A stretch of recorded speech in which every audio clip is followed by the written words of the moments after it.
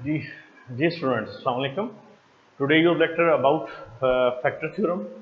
इससे पहले आपने रिमाइंडर थ्योरम के बारे में स्टडी किया था। तो रिमाइंडर थ्योरम में जितने भी पॉलिनोमियल्स हैं उनको डिवाइड करने के बाद या उनकी वैल्यू सब्स्टिट्यूट करने के बाद स्पेसिफिक आंसर आपके पास no x term exist in the remainder. कुछ ना कुछ जवाब था आपके पास, वहाँ आंसर आपके पास जो थे वो अदर देन ज़ीरो थे।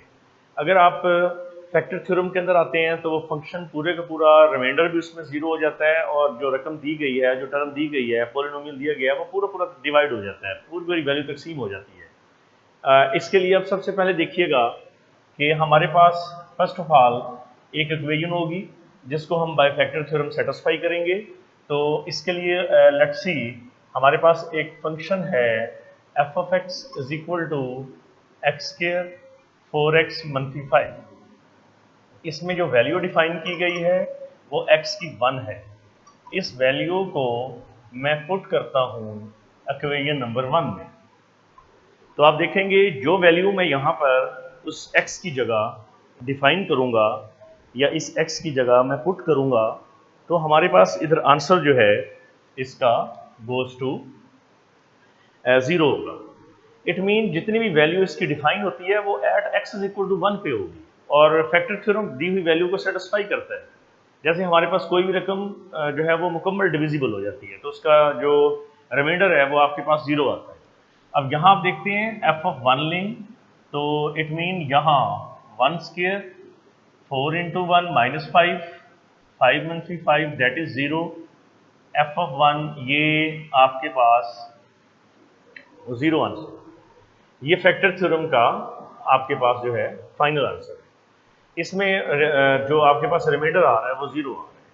तो फैक्टर थ्योरम सेटिस्फाई ही ये करता है वैल्यू को। जो एफ ऑफ 1 है वो आपके पास 0 हो गया, एफ ऑफ 2 हो गया, गिवन फंक्शन के अंदर वैल्यू पुट करने से आंसर 0 आ गया। सिमिलरली एक और क्वेश्चन है f of x is equal to 2 omega cube plus omega square -4 omega plus 7 और ये वैल्यू डिफाइन होती है at omega plus 2 0। Omega is equal to -1, omega is equal to -2, जबकि आप ये डिफाइन कर चुके हैं कि ओमेगा की ताकत 3 जो है वो आपके पास 1 के बराबर है, जिसे हम क्यूब रूट भी पढ़ते हैं इसका। तो यही वैल्यू आप जरा देखिएगा कि अगर मैं f इज इक्वल टू यहाँ पर -2 लेता हूँ तो -2 3 -2 स्क्वायर -2 प्लस 7, यहाँ हो जाता है 2 -8 प्लस 4 प्लस 8 7 16 12 प्लस 7। अगर हमारे पास इसका आंसर 0 आया तो ये फैक्टर थ्योरम सेटिस्फाई करेगा। अगर इसकी वैल्यू यहाँ सेटिस्फाई ना हुई at omega is equal to 2 पे तो इसका मतलब है factor theorem does not satisfy. तो आंसर 0 जो है ये इसकी स्पेसिफिकेशन होती है कि जिस जगह पे भी इसका आंसर 0 आ जाता है वहाँ फैक्टर थ्योरम सेटिस्फाई करता है। अब यहाँ आप देखते हैं कि हमारे पास नॉट इक्वल टू 0 आ रहा है। अगर यहाँ नॉट इक्वल टू 0 है लिहाजा हम लिखेंगे does not satisfy the polynomial. तो जो पोलिनोमियल दिया गया था उसको ये सेटिस्फाई नहीं करता। इसका मतलब है इतने क्वेश्चंस होंगे कि जिसमें आप ये चीज़ वेरीफाई कर सकते हैं कि आपके पास इनकी वैल्यूज जो है वो सेटिस्फाई नहीं करती। लेकिन सेटिस्फाई करने के लिए सबसे पहले ये वैल्यू ज़रूरी होगी कि आप वहाँ ओमेगा की वैल्यू -2 -8, ओमेगा की वैल्यू -2 4, ओमेगा की जगह -2 प्लस 8 सबको जमा करें 8 2 16 और यहाँ आपके पास हो जाता है 19 में से जब ये माइनस करते हैं तो आपके पास 0 नहीं आंसर आता। तो 0 आंसर आने से हमारे पास इस क्वेश्चन का पूरा सोल्यूशन होता है कि फैक्टर थ्योरम सेटिस्फाई होता है। लिहाजा इस तरह की जितनी इक्वेशंस हैं इन इक्वेशंस को जब भी आपने सॉल्व आउट करना है, जब भी आपने हल करना है, तो इसके लिए ये चीज़ एक ज़रूरी अमल होगा कि आप इसे फैक्टर थ्योरम से पूरे का पूरा आंसर जो है इसका 0 लेकर आएँ।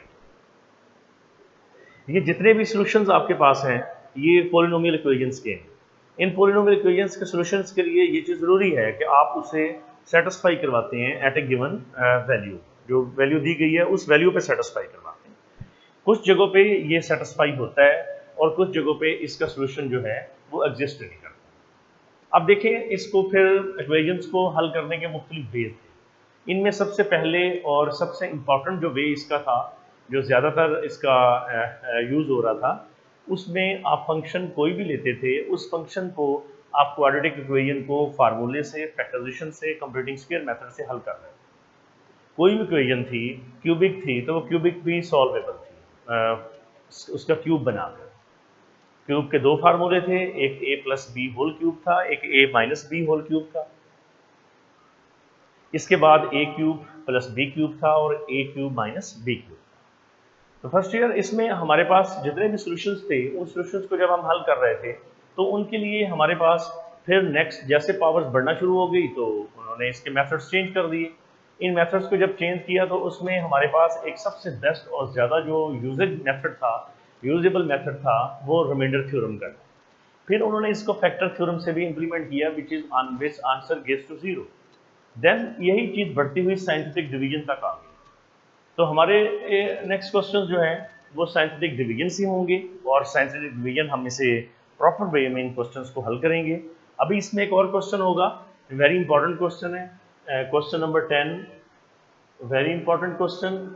इस क्वेश्चन में फंक्शन f ऑफ x आपको दिया हुआ है 4 2x क्यूब और प्लस के एक्स स्क्वायर पॉलिनोमियल है ये, प्लस 3, और इसका जो रिमाइंडर आपके पास है इस क्वेश्चन का वो 1 है। आपने इसमें से k की वैल्यू फाइंड करनी है, जबकि ये डिविजिबल है एट x माइनस 2।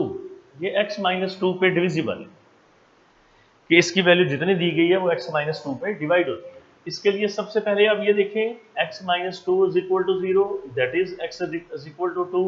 आप f ऑफ 2 ले लें और 2 raise to power 4, 2 raise to power 3, 2 raise to power 2 plus 3,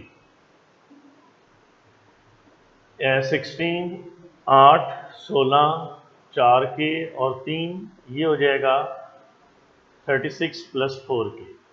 अब इसका जब हम रिमाइंडर देखते हैं यहाँ पर तो f ऑफ 2 यहाँ आपके पास आंसर आता है 1 के बराबर।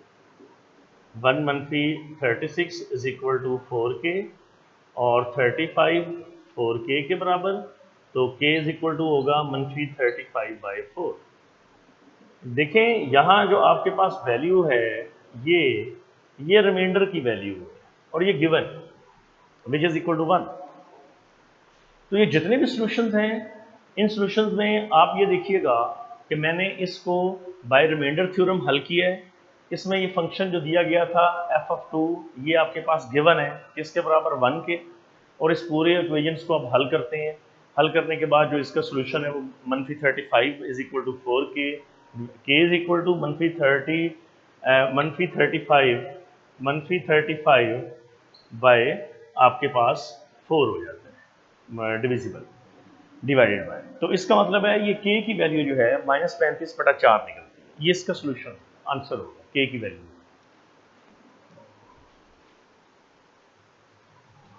जी, इसी में हमारे पास एक मेथड है साइंटिफिक डिवीजन का। साइंटिफिक डिवीजन में सबसे पहले जो फंक्शन लिया जाता है उस फंक्शन को आपने हल करना है।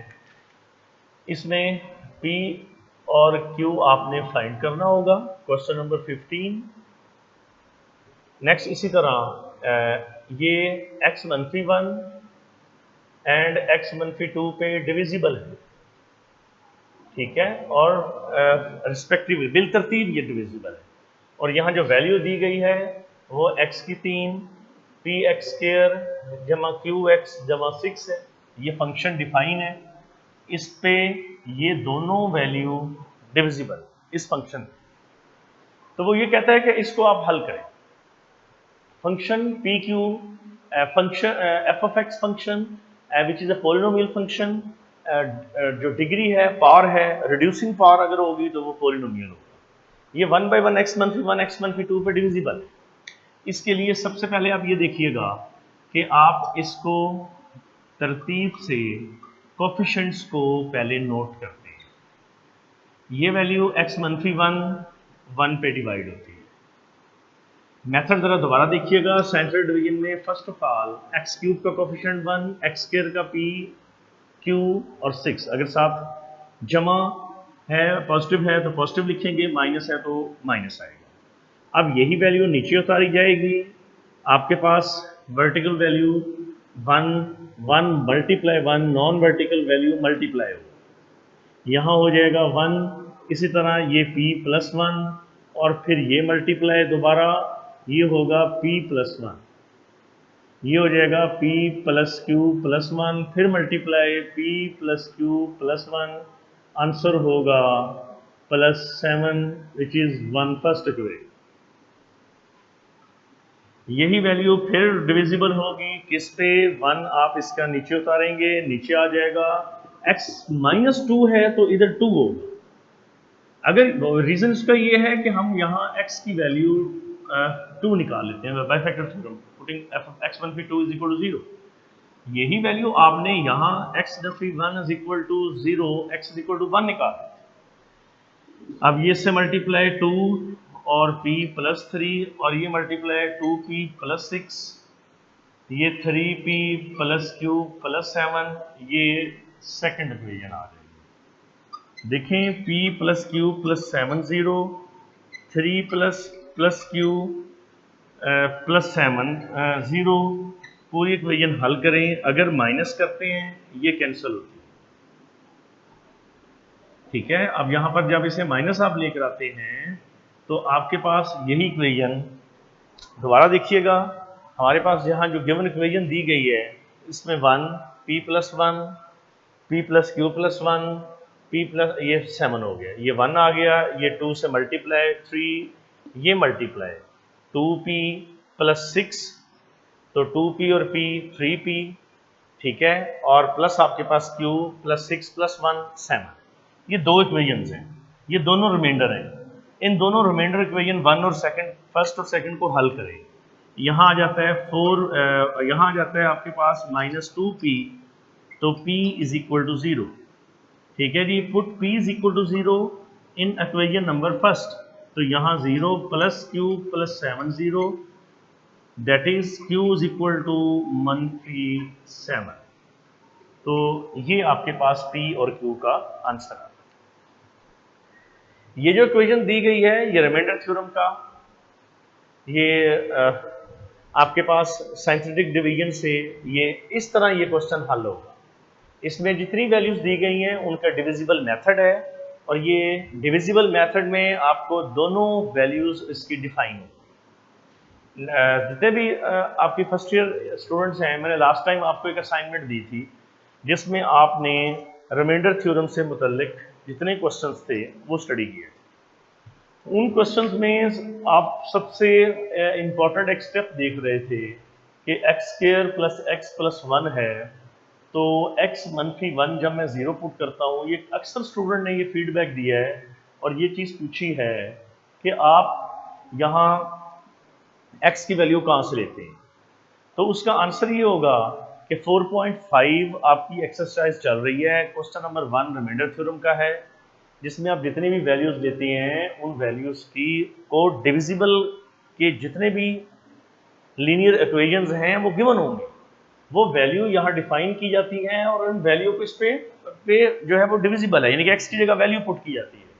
f ऑफ 1 लेते हैं, 1 स्क्वायर 1 प्लस 1, यहाँ आंसर 3, ये रिमाइंडर थ्योरम है, नॉट अ फैक्टर। फैक्टर में तो आंसर ही 0 होता है, यानी कि जो इक्वेशन दी गई है वो सेटिस्फाई हो जाती है। यहाँ साइंटिफिक डिवीजन में आपने कोफिशिएंट्स लेने होते हैं, उनको तरतीब से लेंगे। जो आपके पास वर्टिकल लाइन है, ये वर्टिकल लाइन उसको नीचे उतारती है उसी नंबर को सेम उसी तरह, और नॉन वर्टिकल लाइन मल्टीप्लाई होती है। तो यहाँ आंसर आपके पास दो जो आते हैं इन्हें कंपेयर किया जाता है, मींस इन्हें सॉल्व किया जाता है, तो इसमें से p और q की वैल्यू निकलती है। This is your 4.5 exercise in which two method uses factor theorem and scientific division. तो आप साइंटिफिक डिवीजन और फैक्टर थ्योरम इन दोनों को प्रॉपर स्टडी करेंगे। Thank you very much.